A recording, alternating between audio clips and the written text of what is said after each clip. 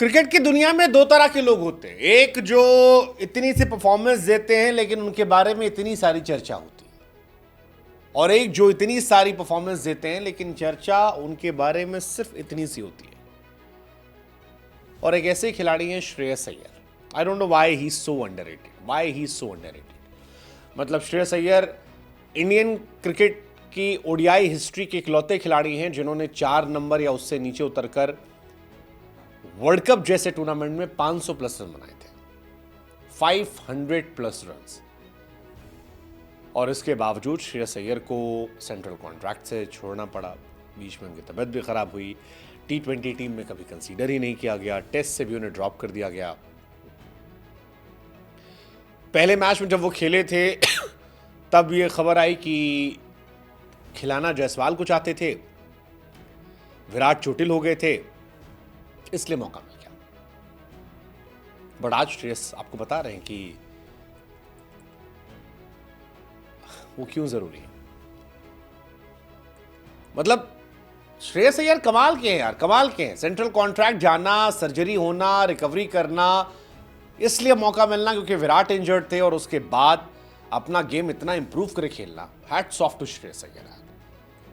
India ने अगर New Zealand को हराया है तो वरुण चक्रवर्ती, अक्षर पटेल, हार्दिक पांड्या, इन सब की चर्चाएं हो रही हैं। होना भी चाहिए क्योंकि शानदार खेला है, लेकिन सबसे पहला नाम जो कोई था जब 3 विकेट गिरे थे, it was Shreyas Iyer. 79 runs 98 ball में with a strike rate of 80। कमाल कमाल कमाल कमाल है यार, अद्भुत है। 4 चौके 2 छक्के, mister consistent for India.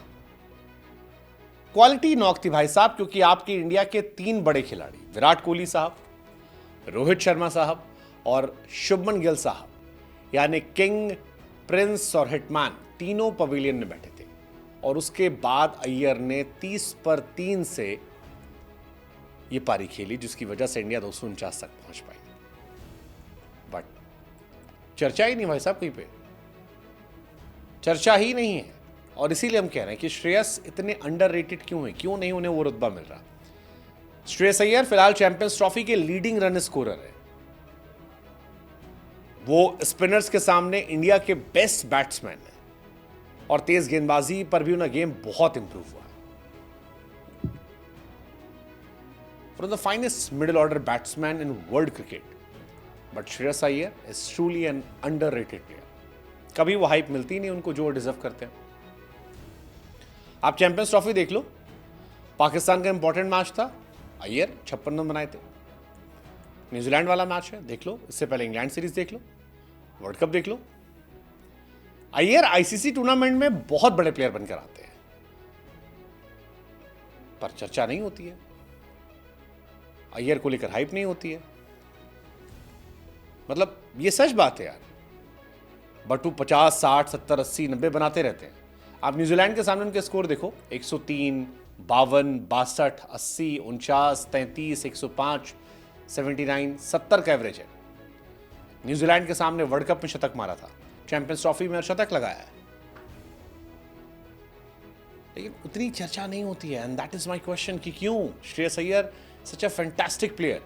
Even KKR जीती थी, चलो इंडियन टीम का मान ली, केकेआर जब जीती थी उसमें भी उनकी चर्चा नहीं थी। सारा क्रेडिट गंभीर हो गया था।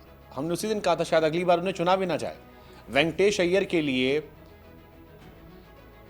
कोलकाता नाइट राइडर्स जो है वो 24 करोड़ तक गई, बट श्रेयस अय्यर के लिए 10 करोड़ का बोली नहीं लगाई गई। That's why my question is क्यों, why he is so underrated. He is backbone of Indian middle order. He deserves more credit. ज्यादा तारीफ वो डिजर्व करते हैं। आखिरी 8 इनिंग उनकी आईसीसी टूर्नामेंट में अगर आप देखोगे, 88, 77, 128, 105, 4, 15, 56, 79, 8 मैच, 552 रन, 78 का एवरेज, 112 का strike rate. A man for big occasions. इतना किसी और ने बनाया होता तो अब तक 10 उपनाम मिल गए होते। श्रेयस अय्यर आईसीसी टूर्नामेंट की अगर आप बात करोगे, 14 मैच, 680 रन, 61 का एवरेज, 104 स्ट्राइक रेट, 2 शतक, 5 शतक। मौका जितना बड़ा, श्रेयस अय्यर उतनी मजबूती से खड़ा, पर चर्चा ही नहीं होती। क्यों? सोचिएगा जरा।